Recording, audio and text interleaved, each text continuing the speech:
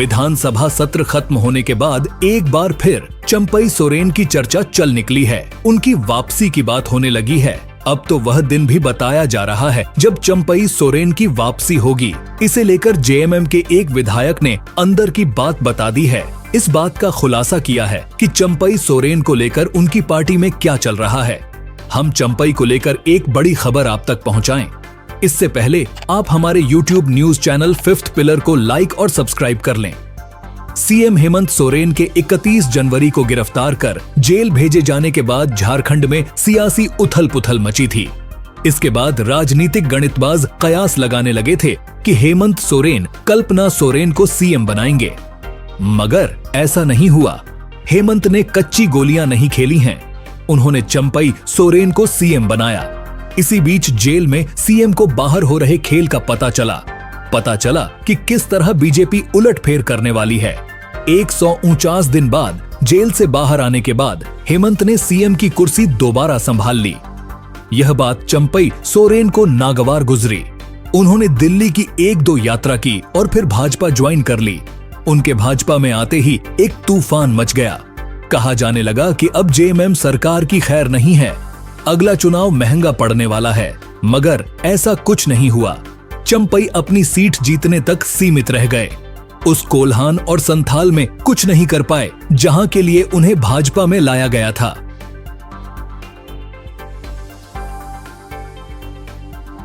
चंपई सोरेन से पहले कई जेएमएम नेता भाजपा में गए हैं। यह नेता भाजपा में तो गए, मगर इनमें से बिरले ही कामयाब हुए। कई होशियार नेता तो पलटी मारकर वापस जेएमएम में आ गए। इसीलिए चंपई सोरेन की भी चर्चा गाहे बगाहे होने लगी है। कहा जा रहा है कि चंपई सोरेन भी घर वापसी कर सकते हैं। हालांकि चंपई सोरेन ने कई बार कहा है कि उनका ऐसा कोई प्लान नहीं है, मगर राजनीति के जानकार कहते हैं कि बड़े नेता अपना प्लान कभी भी उजागर नहीं करते। कोई भी मसला देख लीजिए, सैकड़ों मिसालें हैं। चंपई सोरेन की ही मिसाल दी जा रही है। जब वह दिल्ली जाते थे तो हमेशा यही कहते थे कि वह जहां हैं वहीं हैं। दिल्ली जाने का कारण भी नया चश्मा खरीदना बता दिया था। कहा था कि दिल्ली में चश्मा खरीदने आए हैं, पार्टी छोड़ने का प्लान नहीं है। यहां तक कि जब उन्होंने जेएमएम छोड़ने का ऐलान किया तब भी नहीं बताया कि बीजेपी से डील हो गई है, बीजेपी ज्वाइन कर लेंगे। उन्होंने कहा नई पार्टी नया संगठन बनाएंगे। विधानसभा चुनाव का रिजल्ट आने और नई सरकार के गठन के बाद एक बार चंपई सोरेन की घर वापसी की चर्चा ने जोर पकड़ लिया था, मगर जब चंपई सोरेन का बयान आया तो फिर चर्चा थम गई। अब विधानसभा सत्र खत्म होते ही यह चर्चा जोर पकड़ रही है। फिर कहा जा रहा है कि चंपई सोरेन घर वापसी कर सकते हैं।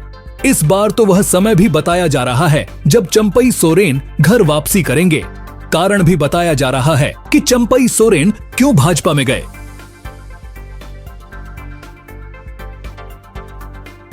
चंपई सोरेन के बारे में यह खुलासा किया है लिट्टीपाड़ा के विधायक हेमलाल मुर्मू ने। उनके खुलासे से पहले जान लेते हैं कि हेमलाल मुर्मू कौन हैं।